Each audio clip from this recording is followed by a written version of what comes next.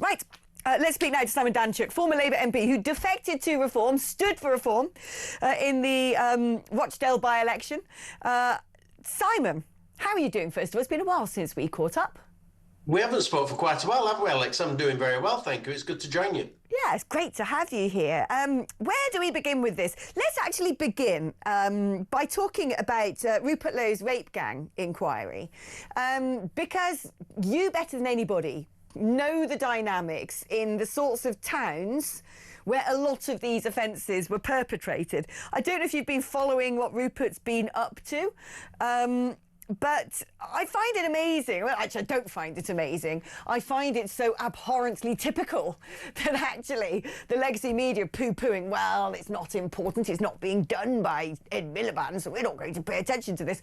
I think Rupert has been incredibly brave, incredibly proactive, and from what I have seen so far that I have come across online, it actually looks like an extremely well put together professional hearing. Yeah, I agree with you there. I'm actually giving evidence to the inquiry on Friday to tell the inquiry about my experience, particularly in relation to the Rochdale grooming scandal. I was the MP at the time. I spoke out about it. I said that ethnicity and religion were a key factor. I had senior Labour figures warn me off doing that. I ignored them, but they attempted to shut me down in terms of mentioning that as an issue because they said it would cost us votes, it would cost Labour votes. So I think that will make up part of the information that I share with the inquiry on Friday. But, you know, as you touched upon, Alex, I did a lot of campaigning around this issue when I was in Parliament from 2010 to 2017. So, you know, I look forward to sharing more evidence. But yeah, no, I think it's a good thing. I think what he's doing, it's all credit to Rupert Lowe. Yeah. I'm an admirer of Rupert Lowe. I don't agree with everything he says, but I do think he talks a lot of sense. And on this issue, I think it's very admirable that he's brought people together and they're collecting the evidence and information in such a professional way. And I'm sure they'll, at the very least, will be able to hand over some of that, or if not all of it, to the national inquiry if the government ever get their act together and actually get it off the ground. The final point I'd make is that Rupert Lowe is actively looking at using some of the evidence collected to prosecute cases against some of those who enabled the crimes to be committed. So not just the perpetrators, but those that ignored the evidence or colluded with the perpetrators in some way. And I think that's really admirable. No, I agree. I agree. He is doing something extremely proactive, extremely important. He is, without doubt, a courageous man. I'm a huge admirer of Rupert. I'm very sorry about what happened between Rupert Lowe and Reform UK. Very torn in that one, you know. I like both sides in many respects. I just think it's all around a tragedy. But Simon, do actually come back, if you don't mind, if you're available on Friday evening, and let us know how that inquiry is going, because I want to keep a keen eye on it, because these things need to be washed out in the open air. I wonder as well, Simon, you know, as a former Labour MP, do you have any inkling whatsoever that there is an effort now by the Labour Party when it comes to the deletion of these court records, when it comes to being very reluctant to have a national inquiry? Was this because they worry about it whipping people up into a frenzy and seeing repeated scenes like those post-Southport? Or is it because that party might have something to hide? Oh, I think it's a combination of factors. I think that is one point, that the concern that you know, if all the evidence is out there, if we know exactly what went on and the scale of it, then people will be exceptionally upset and they want to guard against that. But that's not an excuse for it. This is the biggest scandal in terms of abuse in our lifetimes. I mean, there's no doubt about that. But the other fact, not even in our lifetimes. I don't think I've ever read anything about this in the entirety of British history since the Vikings came over and pillaged us. No, absolutely. It's absolutely awful, truly awful. The scale is unbelievably awful. And the second point is that they don't want to lose votes in the Muslim community. There is no doubt about that. That's what senior Labour figures said to me back in 2012, and I'll give that as evidence. And that's well established. I mean, there's no doubt about it. They just didn't want to focus, and still don't want to focus, on the fact that it was Muslim men raping poor white working class girls. Is there a possibility as well? And if you don't know, you don't know, that's fine.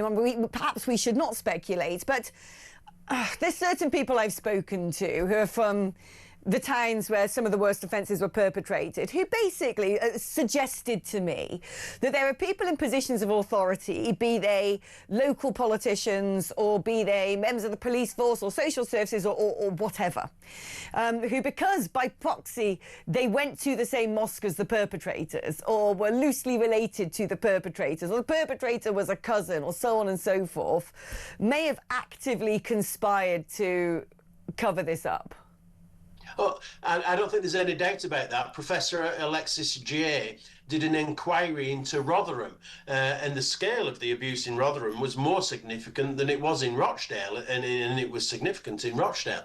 And she concluded that there were senior figures in and outside of politics that effectively enabled this to happen. That's her conclusion. That's an independent assessment of what went on in Rotherham. And again, Louise Casey more recently did an inquiry on behalf of Keir Starmer, which concluded there should be a national inquiry. Again, she's an independent civil servant, and she intimated that people had colluded and helped facilitate the abuse of these girls. And then there are those that sort of embolden the perpetrators by ignoring it or covering it up or denying it, whether they're in the police force. In Rochdale, they were in the local authority as well as Greater Manchester Police. These people still haven't been held accountable. I remember getting Roger Ellis, the former chief executive of Rochdale Council, called before the Home Affairs Select Committee in 2012. He didn't have a leg to stand on, but he's retired on a nice pension and all the rest of it. Some of what's going on is truly awful on many levels. And I met many of the victims, I have to tell you, Alex. Sad and sickening. I met girl A and I helped her with lots of different ways in housing and everything else. She was the key figure who gave evidence in the Rochdale trial, and the BBC made a documentary and a drama about her. But her life has been devastated. It would make you cry if you listened to what had happened to her. Truly awful. Yeah, I read some of the court transcripts and I don't even know what the words are. I mean, some of the things I read were just even beyond one's sickest imaginations.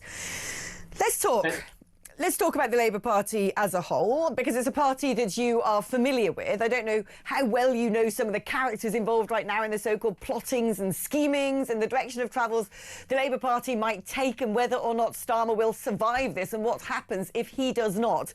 But in general, your overview of the current situation, is it right that the party gives him the boot that we, the British public, see yet another Prime Minister? If he does get the boot, who's likely to be his successor? And is this potentially now, because, I think if Starmer gets the boot, and I don't like that man, and I don't like these lawyers he hangs around with one bit. I really don't. But I do worry that there are already people within the Labour Party dancing on his grave because they think their priority should be getting back the Muslim vote and going after all of the indulgent metropolitan little squirts who want to vote for the Green Party, which for me is a fatal, fatal path to tread in British politics. Yes, I agree with you. In terms of how well I know some of the characters involved, I know them very well. I came in to Parliament in 2010, and many of the people, Shabana Mahmood, Wes Streeting, I think came in 2015 when I was still there. I met Keir Starmer. I know lots of I know Andy Burnham. I met him on many occasions, and so I know many of the characters involved. There's no doubt about that. I was in Labour for over 30 years, so I know it very well. He's competent. Who is competent? Yeah. Oh, well, I think Wes Streeting is competent. I certainly don't agree with all his politics, you know, or the puberty blockers and many other things.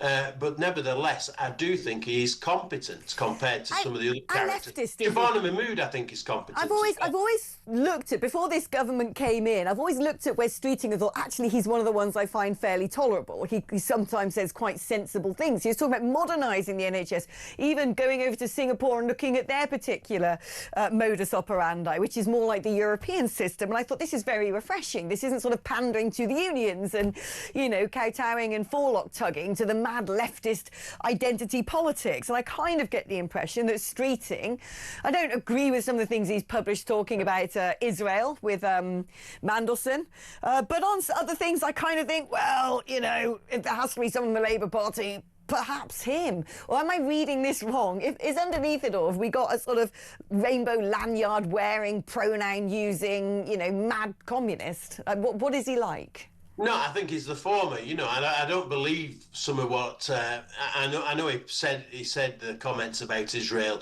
in the WhatsApp messages to Mandelson. I don't think he genuinely believes that, to be quite honest. I think he's more centre ground in relation to that issue, if the truth were known. But no, I think he is as we see him, and I think that's to his credit. But the party is in a mess, and the country is in a mess because we've got this civil war going on at the centre of the Labour Party, haven't we? I mean, Starmer has had a reprieve. I thought he would have gone yesterday. It looked quite close to him going, in my opinion. But the 10 Downing Street team really rallied round, rang round everybody, threatened cabinet ministers to come out in favour, threatened them with losing the jobs, probably, I would guess, threatened them with Starmer calling a general election if they didn't fall in line. Yeah. So every trick in the book will have been used to get him on side. So he's had a reprieve, and I think that will last until the May local elections. But then I think he's going to be in real trouble. I think there's a desire with them who want his job, whether it's Angela Rayner, Wes Streeting, Andy Burnham, Shabana Mahmood, even Ed Miliband. I think they want to see Starmer take the, damage for the loss of Gorton and Denton by-election, parliamentary by-election, and take the damage for the local elections, the Scottish Welsh elections, and then he'll be back in play to get rid of him. But he's very vulnerable. I mean, there's no doubt about that. Yeah, it's interesting. Farage has come out today and said he thinks a general election could now take place even this year. He had previously said he'll think there will be one by 2027. I'm minded to agree with him, actually, because what I see playing out is the fallout from a replacement of Labour leadership being an even more socialist leader, someone who the sort of unions have picked. I'm thinking of someone like Angela Rayner, who would push really hard on some of the most fanatical, fervent, left-wing concepts, which at the moment, it's a bit like we are patients on the operating table and it's not looking good. When you look at the beep, beep, beep cardiogram, it's all over the place. It's not looking really good. We need to sort of stabilise. Yet it seems to me bringing in someone like Rayner is like, I don't know, it's like whipping all the machines off the body and just going, oh, well, dead now. It's socialism, extreme socialism is not the antidote for our problems. It is going to be hugely exacerbating to our problems, so much so that I can actually see if we end up having this leadership election and there's the spectre of someone like Rayner loitering around in the background, the markets are going to go absolutely haywire. The markets aren't stupid. People go, well, the markets are so... What they do is they look and they speculate and they make judgments based upon what they think is going to happen in this country. We've recently had some of the big .com industries over in America buying billions in sterling. That isn't a vote of confidence in the pound. That is thinking this thing's going to go so down, it's going to go back up and we're going to hoof a load of money in. And I just think a leadership election could potentially crash the country's economy. Well, good. Certainly, I agree with your analysis completely. If you look at Bloomberg's news feed, and they concentrate very much on the city, there are people in the city commenting that they have real concerns about Angela Rayner becoming Prime Minister and its impact on the markets, saying exactly what you were saying, and that's been said in the last few hours, no doubt Blimey, I about. don't even watch Bloomberg. That's way too fancy for me. I must be cleverer than I thought. Yeah, no, absolutely. You're on the mark there. And Wes Streeting is damaged from the last 24 hours. There are suggestions that he was colluding with Anas Sarwar, the Labour Scottish leader, to bring this, ruction about for Starmer so he could pounce and become leader himself. And then Streeting has also released his text messages between himself and Mandelson, which other cabinet ministers don't appreciate because they feel obliged to have to do that as well. So he's less popular within Labour at the moment, and Angela Rayner's more popular. This is within and amongst Labour MPs. But you're right. I mean, from an economic perspective, for Britain's perspective, I think Rayner would be a disaster for this country. I mean, the thing is, even if we never get around to that point, the anticipation of Rayner could be a disaster itself. Oh, you've got to laugh. I've got a mortgage now. These things are going to start mattering to me. Thank you ever so much, Simon. It's been a pleasure catching up. And hopefully, if you're free, I'd love to talk to you again on Friday. I want to keep my eye on what Rupert Lowe is up to. I think it is so, so important. And if anyone's going to get on with that, it should be us here at Talk. Simon Danczuk, thank you ever so much.